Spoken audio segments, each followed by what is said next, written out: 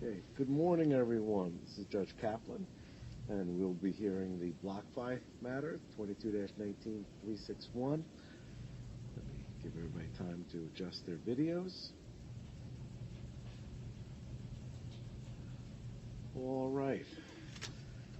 Good morning. Let me turn to Debtors Counsel, and specifically we're addressing the request to approve the settlement between the wind-down debtors and FTX. Mr. Arlett, good morning. Good morning, Your Honor. For the record, Kenneth Arlett of Brown Rudnick for the plan administrator and the BlockFi wind-down debtors. Your Honor, we're here both to give an update to the creditor community on the case and to seek approval of the FTX settlement. The FTX settlement is, in every respect, a huge win for the BlockFi estate. Even when the plan was confirmed, BlockFi was facing the prospect of significant clawback litigation that could reduce recoveries and its claims against FTX. And as part of this settlement, we have now agreed with FTX that all of those affirmative clawback claims will be waived. The BlockFi Alameda loan claims will be allowed in full.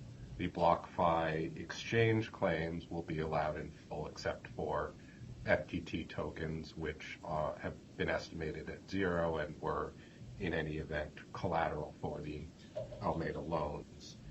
And BlockFi will receive a $250 million secured claim in respect of all of its claims for collateral supporting the Alameda loan. This could not have been achieved without a huge effort from everybody involved: plan administrator, M3 partners, my co-counsel at Haynes & Boone, and of course my team that have all worked tirelessly to deliver this result. We're very pleased to be able to present this to Your Honor because not only is it a great result for the estate, but it's a great result that's achieved at a low cost. By being able to reach this result within 6 months of the plan going effective, we are able to, once the FTX plan is approved and goes effective, release substantial litigation reserves that we had to hold to litigate these issues. So I want to talk a little bit about what this settlement, if approved by Your Honor, would mean for customers and, unfortunately, what it would not mean. If this settlement is approved and FTX is able to hit the distribution targets that they have said that they'd like to hit, which is a full payment of all Alameda loan claims and all customer claims, we would envision that customer claims against BlockFi International and BlockFi Lending would ultimately, after we receive full payment from FTX, which may take years, hit 100% of the allowed claimants. BlockFi Inc., which houses the BIA accounts for U.S.-based customers, would hit approximately 60 to 80%, with potential upside if other matters go favorably for BlockFi wind-down debtors. And there, I think it would be important to just explain to customers a little bit of why there's a difference between those three. BlockFi did business essentially through three entities that are relevant: Inc., the parent company; Lending, which housed collateral accounts and BlockFi private client accounts in the U.S., and International. Each of those were three separate legal entities with separate assets, separate claims pools, and the plan had to respect the legal separateness of each of those three entities.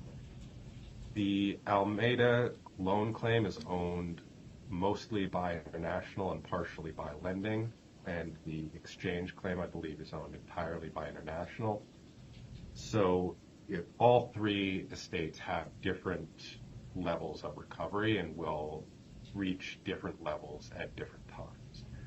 How the money actually flows through the estates is a little bit complicated, but International owes Inc. a very substantial amount of money that's disclosed in the disclosure statement. So as money is recovered from FTX, International will be able to pay over to Inc. on its allowed claim. Once lending hits 100%, which I think we expect it would be the first estate to do so, funds would pour over from lending into Inc. to be used for further Inc. distributions. Unfortunately, that means that just based on how things were when the bankruptcy hit, that Inc. is looking at the lowest recoveries, and we will do everything we can to increase those. But we do not see at this point a realistic possibility that Inc. could hit 100%. The other thing that we need to stress that Sam Bankman-Fried has, in his efforts to evade justice, has deliberately confused is, unfortunately, 100% distributions do not equal 100% in-kind distributions. People who are owed 1 Bitcoin will not receive 1 Bitcoin. The BlockFi estate simply will never have the funds to be able to do so, even if that was permitted under the plan. We submitted a victim impact statement in SBF's criminal trial to stress that point, that although Mr. Bankman-Fried is trying to pretend to his criminal court that all FTX creditors will be paid in full, again, they have the same issue. BlockFi is owed tens of thousands of Bitcoin. It will receive a dollar claim that is a fraction of what it is owed. It is what BlockFi can claim under the bankruptcy code, but it will not make us whole, and unfortunately, we cannot make customers whole. So that is what this settlement, if approved by this court, would mean. The $250 million secured claim, which is entitled to interest, would be paid shortly after the effective date and allow us to make a second interim distribution. We would envision doing that as quickly as possible after receipt of the funds. All further distributions would, unfortunately, be tethered to FTX's process. They have a very, very considerable amount of work to do on reconciling their claims population. I believe they said that the customer claims they have are $21 quintillion. So we will return funds as quickly as we get them from FTX, but unfortunately that may be a years-long process. With that, unless Your Honor has any questions, we would ask Your Honor to approve the FTX settlement. And then I'd like to give a brief update on where we are with the pace of the first interim distributions. Sure. Thank you, Mr. Ouellette. So just to clarify, in essence, BlockFi as a creditor in the FTX proceeding suffers from the same disadvantage that BlockFi's own creditors face in its proceeding, in that the return on the claim is pegged to the dollarized value as of the petition filing date. So creditors can't, in the BlockFi proceeding, cannot receive an in-kind distribution of 100% because BlockFi itself is not receiving that as part of the FTX proceeding. Is that a fair summary? That's correct, Your Honor. If FTX is able to pay out above that on post-petition interest or something else, that could boost BlockFi's recoveries. But just looking at what FTX has made public, we see no realistic prospect that could get us close to the amount of Bitcoin that we were owed under the agreements with FTX. My understanding is that Judge Goldblatt in Delaware worked hard to facilitate the settlement between FTX and BlockFi? Yes, Your Honor, and I'm very embarrassed I didn't note that. Judge Goldblatt did an incredible job bringing the parties together to a fair settlement.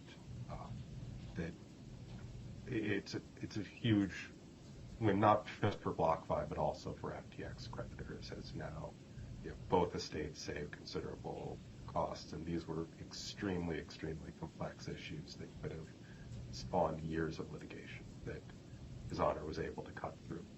Well, I want to extend my appreciation to Judge Goldblatt for his services. I do believe that the professionals have achieved, for both estates, an extraordinary result in avoiding the significant litigation costs and delays and ensuring that there will be meaningful returns for both estates. Much higher percentages than were envisioned at the time the plan was filed and confirmed. Before I go further, let me ask, I see representatives from the Office of the U.S. Trustee, either Ms. Bilski or Mr. Sponder. Do you have any concerns or issues to raise? Good morning, Your Honor. Lauren Bielski with the Office of the United States Trustee. Our office does not have any objections to the settlement and also recognize the benefits to the creditors. There's no question that the settlement satisfies the Third Circuit standards for approving a settlement. It certainly cannot be questioned that it's in the best interest of the estate to bring in these dollars without the expenditure of substantial professional fees and cost and delays. I think it's fair to say that the BlockFi proceeding has been undertaken in a substantially cost-effective manner as compared to ongoing proceedings in other jurisdictions. I think the professionals have again achieved tremendous results, and I thank them. I'm going to approve the settlement and keep my fingers crossed that the distributions can be made timely. Let's move on to that issue. Thank you, Your Honor. So with respect to the first interim distribution, which is essentially all of the assets that were on BlockFi were available for distribution, we have opened up over 315,000 accounts to receive their first interim distribution, which represent over $1.5 billion in customer claim value. That population is substantially all of the allowed claims. There are a number of claims on the 17th omnibus objection, and there are, I believe, a handful of stragglers on the 18th or 19th. But with rare exceptions, essentially all customers with an allowed claim are able to receive their first interim distribution. There has been concern over the deadline for withdrawal of March 31st. The plan administrator is going to be extending that deadline into April to allow all customers additional time to submit a withdrawal request through BlockFi's platform and to give everybody on the 17th omnibus objection a fair opportunity to receive the same in-kind distribution as everybody who has a currently allowed claim. We anticipate that all of these distributions will be complete by the end of April.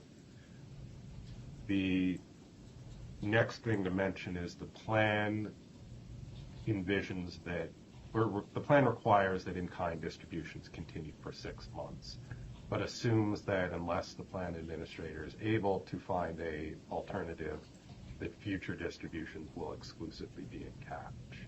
The plan administrator is in the process of working with third parties to, if possible, allow for continued further crypto distributions for additional distributions or for parties that were unable to receive their first interim distribution in kind for whatever reason. If we have something to announce on that, we will file something on the docket. There have been, unfortunately, a considerable uptick in scam emails, and so we'd urge that everybody be vigilant about any emails they receive purporting to be from BlockFi.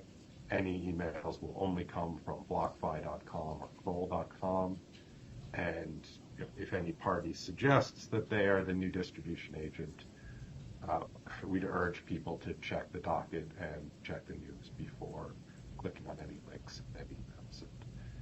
In general, not to click on any links in any emails they receive purporting to be from BlockFi, and unless they are absolutely sure that the email is legitimate. Let me take this moment, too, to recognize and express the court's appreciation for the assistance of counsel for the wind-down administrator. The Chambers has, throughout this case, received